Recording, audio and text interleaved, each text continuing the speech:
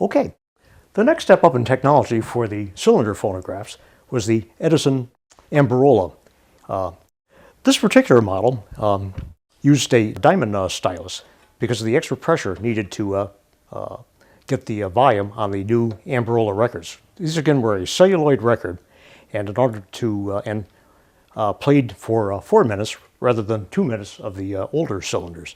Now they did have an intermediate 4-minute wax cylinder that didn't last very long. It only was available for a couple of years, where they used a Sapphire Stylus. And again, I want to emphasize that the older cylinder phonographs used Sapphire Styluses, where the newer 4-minute cylinder players used a diamond stylus, as did the later diamond disc phonographs.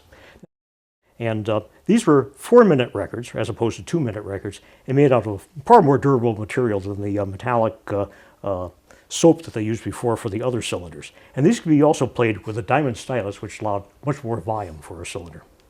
Now, the features of the phonograph are almost identical to that of the earlier phonographs.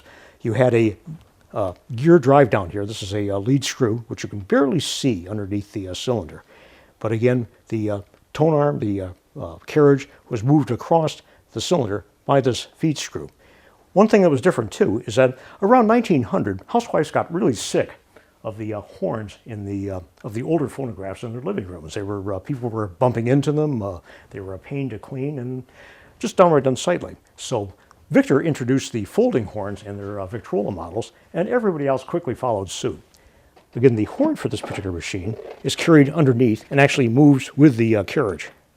But one disadvantage is, of course, you can't use a larger horn or do much about the volume. But there it is. But still, it's a nicer piece of furniture for the living room.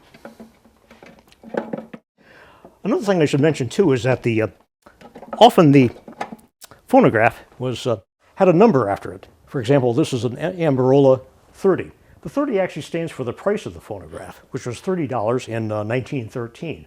Now, this was a lot of money. To convert this today to today's dollars, you'd probably have to multiply by about 25. And we'll have more to say about that in when we look at the disc phonograph. Anyway, let's hear what this sound. This particular record is "When I Get You Home Alone Tonight," again by Fred Fisher, and here it is.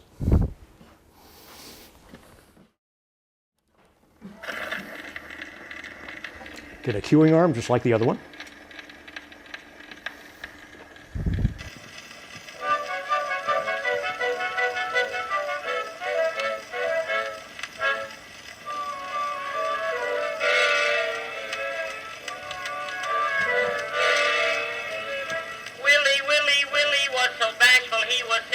Every girl made him feel shy. But he went away to college where he gained a lot of knowledge, and he came back with a twinkle in his eye. Now he's dressed in fancy college clothes. Flirting is all little Willie knows. Any little girl he will meet on the street will be sure to hear him say, "When I get you alone tonight, when I get you alone tonight, you know we'll sit by the window